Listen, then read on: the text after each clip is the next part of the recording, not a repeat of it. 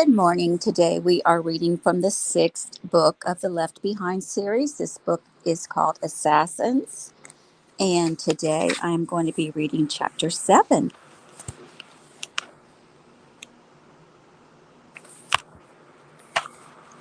Reuniting with Abdullah Smith warmed Mac. In his earliest days as first officer to Captain Ray Steele, Mac had met the former fighter pilot from Jordan. Abdullah had lost his job when Carpathia confiscated international weaponry, but he quickly became one of Rayford's leading black market suppliers. Abdullah had been disgraced 4 years before the rapture when his wife had become a Christian. He divorced her and fought for custody of their two small children, a boy and a girl. When he could not get relief from months of travel at a time for the Jordanian Air Force, he was denied custody and took up full-time residence at the military base. A man of few words, Abdullah had once revealed to Mac and Rayford that he was heartsick to the point of suicide. "I still loved my wife," he said, with his thick accent. "She and the children were my world. But imagine your wife taking up a religion from some mysterious faraway country. We wrote long letters to each other, but neither could be dissuaded. To my shame, I was not devout in my own religion and fell into loose morals. My wife said she prayed for me every day, that I would find Jesus Christ before it was too late. I cursed her in my letters. One sentence pleaded with her to renounce the myths and return to the man who loved her. The next accused her of treachery and called her despicable names. Her next letter told me she still loved me and reminded me that it was I who had initiated the divorce. Again, in my anger, I lashed out at her. I still have the letters in which she warned me that I might die before finding the one true God, or that Jesus could return for those who loved him, and I would be left behind. I was enraged. Just to get back at her, I often refused to visit my children, but now I realize I hurt only them and myself. I feel so guilty that they might not know how much I love them." Mac recalled Rayford's telling Abdullah, "You will be able to tell them one day." Abdullah had merely nodded, his dark eyes moist in distance. Abdullah became a believer because he saved his wife's letters. She had meticulously explained the plan of salvation, writing out Bible verses and telling him how she had prayed to receive Christ. "Many times I crumbled up the letters and threw them across the room," Abdullah said, "but something kept me from tearing them up or burning them or throwing them away." When Abdullah heard that his wife and children had disappeared, he had lain prostrate on the floor in his quarters in Amman. His wife's letters spread before him. "It had happened as she said it would," he said. "I cried out to God. I had no choice but to believe." Because of his Middle Eastern look and his fondness for a turban and blousy, off-white top over camouflage trousers and aviator boots, the diminutive Jordanian was the last person anyone suspected of being a Christian. Until the conversion of the 144,000 Jewish witnesses from all over the world and their millions of converts of every nationality, most assumed they could identify a Christian. Now, of course, only true believers knew each other on sight, due to the mark visible only to them. Abdullah, thin and dark with large expressive features, was as quiet as Mac remembered him. He was also extremely formal in front of others, not giving away that he and Mac were both spiritual brothers and old friends. He didn't pretend they had not met, for Mac had concocted a former military connection, but they did not embrace until they were alone in Mac's office. "There's someone I want you to meet," Mac said, calling Annie from her office. She knocked and entered, breaking into a smile. "You must be the infamous Abdullah Smith," she said. You have a custom mark reserved for Jordanians. Abdullah gave Mac a puzzled look, then stared at Annie's forehead. I cannot see mine, he said. Is it not like yours? I'm teasing you, she said. Yours merely works better with your coloring. I see, he said, as if he really did. Go easy on the American humor, Max said. Canadian humor, Annie said. She spread her arms to hug Abdullah, which seemed to embrace him. He thrust out his hand and she shook it. Welcome to the family, she said. Again, Abdullah looked questionably at Mac. Actually, she's the newest member of the family, Mac said. She's just welcoming you to this chapter of the Tribulation Force. Abdullah left some of his stuff in his small office behind Mac's. Then two laborers from operations helped take the rest to his new quarters. As he and Abdullah followed the men, Mac said, once you get unpacked, you can get your feet wet by plotting out course to Botswana Friday. We'll leave here at 0800 and they're an hour earlier, so Johannesburg, I assume, Abdullah said. No, north of there. We're seeing Magwanti Nuemo in Gaborone on the old border of Botswana and South Africa. Oh, pardon me, Captain, but you must not have been there recently. Only helicopters can get in and out of Gaborone. The airport was destroyed in the Great Earthquake. But surely the old military base. The same, Abdullah said. Carpathia's reconstruction program has not reached Botswana. No, but with the regional potentate of the United States of Africa residing in Johannesburg in a palace not much smaller than this one, the new airport there is spectacular. Mac thanked the helpers and unlocked Abdullah's apartment. The Jordanian's eyes widened as he surveyed the room. All of this for me, he said. You'll grow to hate it, Mac said. With the door shut, Abdullah looked at the bare walls and whispered, Can we talk here? David assures me we can. I look forward to meeting him. Oh, Captain, I nearly referred to the African potentate as the king. I must be so careful. Well, we know he's one of the kings, but those two wouldn't have had a clue. I thought potentate Rehoboth, what's his first name? Bandura. Right, was going to move his capital more central, like back up to his homeland. Chad, was it? Sudan. That was what he had said, but apparently he found Johannesburg preferable. He lives in such opulence, you could not believe it. All the kings do.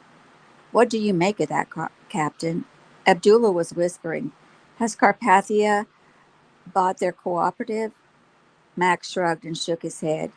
Wasn't there some sort of controversy between Rehoboth and Nuegmo? Oh, yes. When Nuegmo was Secretary General of the UN, Rehoboth put tremendous pressure on him to get favors for Africa, particularly Sudan. And when Nuegmo was replaced by Carpathia, Rehoboth publicly praised the change. And now he's his neighbor. And Rehoboth is his king, Abdullah said. Late Thursday night in Illinois, Rayford finally found himself alone in the kitchen with Leah Rose. She sat at the table with a cup of coffee. He poured himself one. Settling in, he said. She cocked her head. I never know what you're implying. He pointed to a chair. May I? Sure. He sat. What would I be implying? That I shouldn't get too comfortable? We voted you in. It was unanimous. Even the chair voted, and I didn't have to. Had it been a tie otherwise, how would the chair have voted? Rayford sat back, his cup in both hands. We got off on the wrong foot, he said. I'm sure it was my fault. You ignored my question, she said. Stop it. Voting in a new sister would never result in a tie. Hattie was here for months, and she's not even a believer. So is this our truce chat, or are you just being polite? You want a truce, he said. Do you? I ask you first, he said. She smiled. Truth is, I want more than a truce. We can't live in the same house just being cordial. We got to be friends. Rayford wasn't so sure, but he said, I'm game. So all that stuff you said, he raised his chin, that exposed me for the crank I am? She nodded. Consider this an all-inclusive pardon. He hadn't asked forgiveness. And for me, she pressed, what? I need a pardon too. No, you don't, he said, sounding more magnanimous, magnanimous than he felt. Anything you said was because of what Leah put a hand on his arm. I didn't even recognize myself, she said. I can't put that all on you. Now come on, if we're going to start over, we have to be even. Clean slates. Granted, he said. I got money, she said. You always switch subjects so fast. Cash. We'd have to go get it. It's in a safe in my garage, and I'm not going to be a freeloader. I want things to do, and I want to pay my way. How about we give you room and board in exchange for medical care and expertise? I'm more about care than expertise.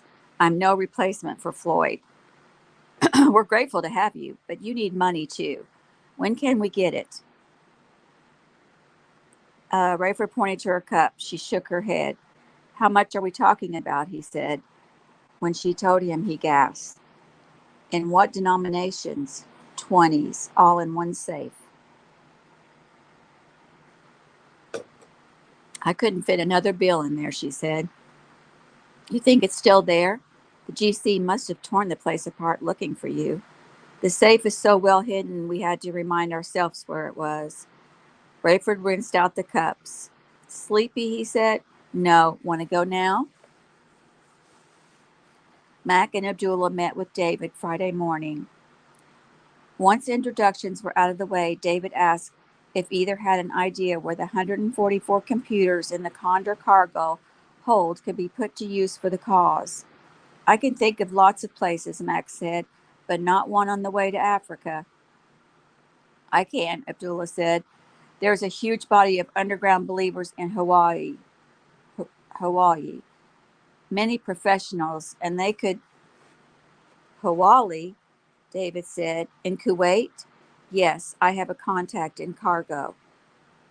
That's east. You're flying southwest. Only slightly east, Abdullah said. We just need a reason to stop there. Virtually right after takeoff, Max said. That'll arouse suspicion. They sat in silence a moment. Unless, he said. David and Abdullah looked at him. How far is our flight? Here to Kuwait? Abdullah asked, pulling out his charts. No, to Africa. More than 4,000 miles. Then we need a full fuel load to go nonstop. We want to save the GC money, so we're going to make a quick detour for fuel at a good price. Excellent, David said. I'll negotiate it right now. All I need is a few cents break per pound of fuel, and it'll be worth the detour. What will my contact need to get the cargo? Abdullah said. Big forklift, big truck. Why'd you leave a note? Leah asked Rayford as he pulled the Land Rover away from the house toward Palatine. Surely we'll be back before anyone wakes up. It wouldn't surprise me, he said, if someone was peeking at the note already. We hear everything in that house. In the dead of night, we hear sounds in the walls, sounds from outside. We've been fortunate so far. We only hope for some warning so we can hide out below before we're found out. We always tell each other where we go. Buck didn't the other day when he rushed Floyd to see you, but that was an emergency. It upset everybody. Rayford spent the next 40 minutes maneuvering around debris and seeking the smoothest man-made route. He wondered when Carpathia's vaulted reconstruction efforts would reach past the major cities and into the suburbs. Leah was full of questions about each member of the Tribulation Force, how they had met, became believers, got together. That's way too much loss in too short a time, she said after he had brought her to the present. With all that stress, it's a wonder you're all fully functioning. We try not to think about it. We know it's going to get worse. It sounds like a cliche, but you have to look ahead rather than back. If you let it accumulate, you'll never make it. Leah ran a hand through her hair. Sometimes I don't know why I want to survive until the glorious appearing. Then my survival instinct kicks in. Speaking of which, Rayford said, what? More traffic than I'm used to is all. She shrugged. This area wasn't as hard hit as yours. No one's hiding here. Everybody knows everybody else. They agreed Rayford should park a couple of blocks away, and they should move through the shadows to Leah's townhouse. He pulled a large canvas bag and a flashlight from the back of the Rover. At the edge of her property, Leah stopped. They didn't even shut the door, she said. The place has to be ransacked. If the GC didn't trash it, looters did, Rayford said. Once they knew you were on the run, your place was fair game. Want to check it out? She shook her head. We'd better be in and out of that garage fast, too. My neighbors can hear the door going up. Is there a side entrance? She nodded. Got the key? No, I can break in. No one will hear unless they're in there waiting for you. When Mac met Abdullah in the hangar to bring him up to speed on the Condor 216, Annie was already there, supervising cargo handlers. More, Corporal? Mac said. Yes, Captain. The purchasing director would like us to transport this tonnage of surplus foodstuffs to Kuwait. He got a spectacular deal on fuel, so while you're taking on fuel, you can offload this. Abdullah was silent inside the plane until they reached the cockpit, and Mac showed him the reverse intercom bug. Imagine the methods of our disbursement if they found out, he said. At 10 to 8 in the morning, Mac and Abdullah finished their pre-flight checks and contacted the Palace Tower. Three figures in white aprons ran toward the plane. Kitchen staff, Mac said. Let 'em in. Abdullah opened the door and lowered the stairs. The cook, a sweating middle-aged man with stub fingers, carried a steaming pan covered with foil. Out of the way, he said in a Scandinavian accent. Nobody told me the commander wanted breakfast aboard.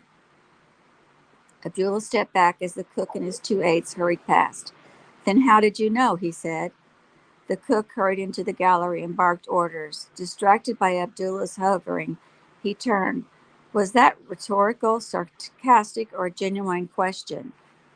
I am not familiar with the first two, Abdullah said. The cook leaned on the counter as if he couldn't believe he was about to waste his time answering the first officer. I meant, he said slowly, as if indulging like a child, that no one told me before now, and then the Supreme Commander himself told me if he's looking forward to Eggs Benedict once airborne, it's Eggs Benedict he'll get. Now, was there anything else? Yes, sir. The cook looked stunned. There is? Would you like to impress the Supreme Commander? If I didn't, I wouldn't have run to the plane with a tray of hot food, would I? I happen to know Commander Fortunato does not mean airborne when he said it's airborne. Indeed? No, you see, we have a brief stop in Kuwait after takeoff, and that would be the perfect time to serve him. Quieter, more relaxed, no danger of spilling. Kuwait? Just moments after takeoff? Really? Children, the cook hollered to his aides. Keep it hot. We're serving breakfast in Kuwait. As Rayford expected, the side door to Leah's shared garage was flimsy enough to be forced open without a lot of racket. But when he crept inside and asked her to point out the safe, he was alone. Rayford caught himself before he called to her, not wanting to compound the situation if something was wrong. He turned slowly and tiptoed back to the door. At first, Rayford didn't see her, but he heard her hyperventilating. She was kneeling near him in the moist grass and mud, her torso heaving with the strain of catching her breath. I, she gasped. He crouched beside her. What is it? Are you all right? See someone? She wouldn't look up, but in the darkness she fearfully pointed past Rayford. He took a good grip on the flashlight and whirled to see if someone was coming. He saw nothing. What did you see? He said, but she was whimpering now, unable to say anything. Let me get you inside, he said. Helping her up and getting her into the garage was like picking up a sleeping child. Leah, he said, work with me. You're safe. She sat on the floor, pulling her knees up to her chest and hugging her legs. Are they still out there? She said. Can you lock the door? I broke the door, he said. Who's out there? You really didn't see them? Who? He whispered loudly. She was shivering. You need to get off that cold floor. He reached for her, but she wrenched away. I won't be able to leave, she said, covering her face with trembling fingers. You'll have to bring the car for me. He hadn't expected her to be this high maintenance. Too risky. I can't, Rayford. I'm sorry. Then let's get the money and get going. Forget the money. I wouldn't be able to work the lock now anyway. Why not? Again, she pointed outside. Leah, Rayford said as soothingly as he could, there's nothing out there. We're safe. We're going to get your cash and go straight back to the car and go home, all right? She shook her head. Yes, we are, he said, and he grabbed her elbow and pulled her up. She was incapacitated. He guided her to the wall and gently pushed her back until it supported her. Tell me what you saw. Horses, she said, huge dark horses, on the ridge behind the house, blocking the whole horizon. I couldn't make out the riders because the horses breathed fire and smoke, but they just sat there, hundreds of them, maybe more, huge and menacing. Their faces, Rayford, their faces looked like lions with huge teeth. Wait here, Rayford said. Don't leave me, she said, grabbing his wrist, her fingers digging into flesh. He peeled her hands away. You're safe. Don't go near them. They're hovering. Hovering?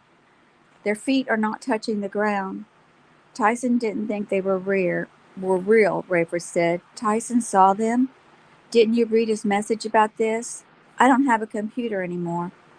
These have to be the horsemen of Revelation 9, Leah. They won't hurt us. Are you sure? What else can they be?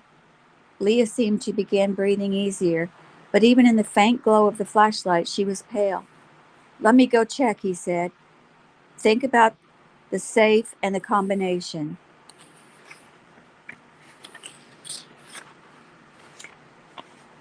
She nodded, but she didn't move. He hurried to the door. To the east, she whispered, on the horizon. Though he felt he was safe, still he kept the door between him and the horizon. The night was cool and quiet. He saw nothing. He stepped away from the door and moved up a small incline, peeling his eyes to peer between buildings and into the open. His heart pounded, but he was disappointed he had not seen what Leah had. Had it been a vision? Why only to her? He hurried back. She had moved away from the wall, but was still not within sight of the door. Did you see them? She said. No. They were there, Rayford. I wasn't seeing things. I believe you. Do you? Of course. But Tyson said he didn't think they would be visible. He'll be glad to hear it. Where could they have gone? There were too many to move away that quickly. Leah, Rayford said carefully, we're talking about the supernatural. Good and evil. The battles of the ages. There are no rules, at least not human ones. If you saw the horsemen predicted in Revelation, who knows what power they might have to appear and disappear? She folded her arms and rocked. I lived through the earthquake. I saw the locusts. Did you? He nodded. You got a close look, Rayford, really close? T and I studied one. Then you know. I sure do. That was the most horrible thing I'd ever seen. I didn't get as close a look at these, but they're monstrous. I could tell that they were near the horizon, but they were so big I could see every detail. Are they not allowed to hurt us? Tyson says they have the power to kill a third of the population, but not believers. Rayford shook his head. They kill those who have not repented of their sin. If I didn't repent before, I do now, she said.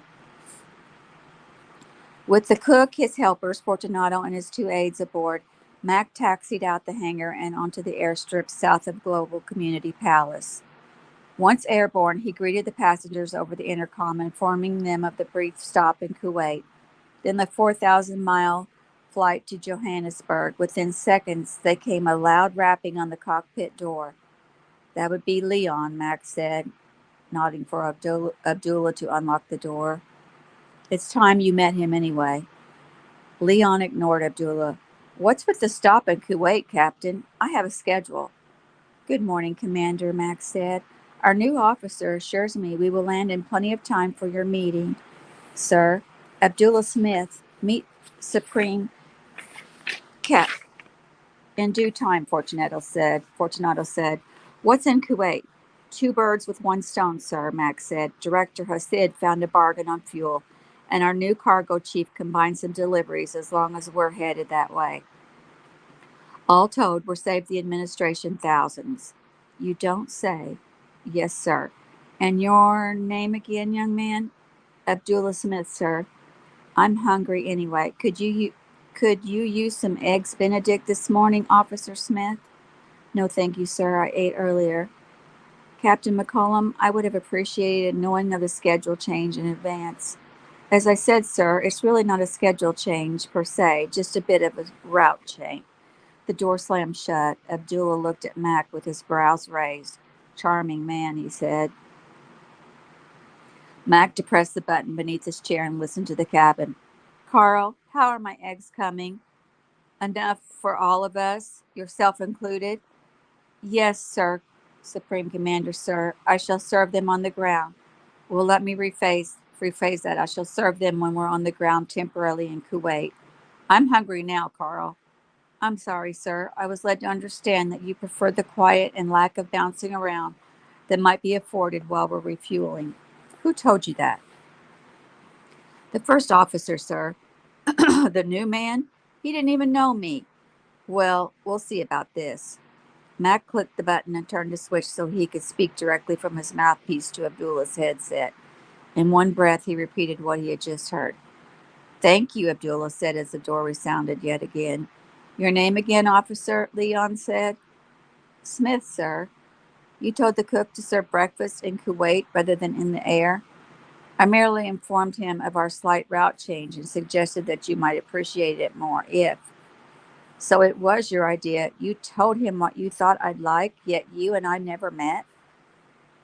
I take responsibility, sir. If I was out of order, You were only exactly right there, Smith.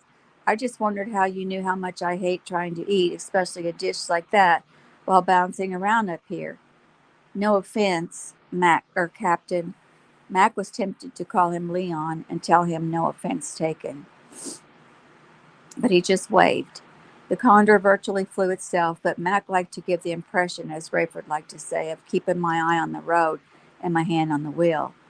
So how did you know that, Officer Smith? Didn't know that, Officer Smith, Leon said. I only assumed, he said. I would not want egg yolk or hollandaise sauce on my shirt in an important meeting. At the ensuing silence, Mac turned to see if Fortunato had left. He had not. He looked overcome. He rocked back with his mouth open so wide his eyes were shut. He lurched forward with a hacking, coughing laugh and a slap on the shoulder that drove Abdullah back into his seat. Now that's good, Fortunato rolled. I like that. And as he backed out of the cockpit, pulling the door shut behind him, repeated, Yolk or hollandaise sauce on my shirt. Mac depressed the button again. I did not intend to implicate the first officer, Carl was saying. Nonsense. Good idea. Service in Kuwait. How long will that be? Just minutes, actually, sir, is my understanding. Good.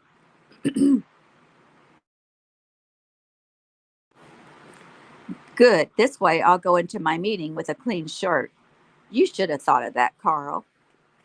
And that is the end of chapter 7. And next I'll be reading chapter 8. Thank you for joining me and have a wonderful day.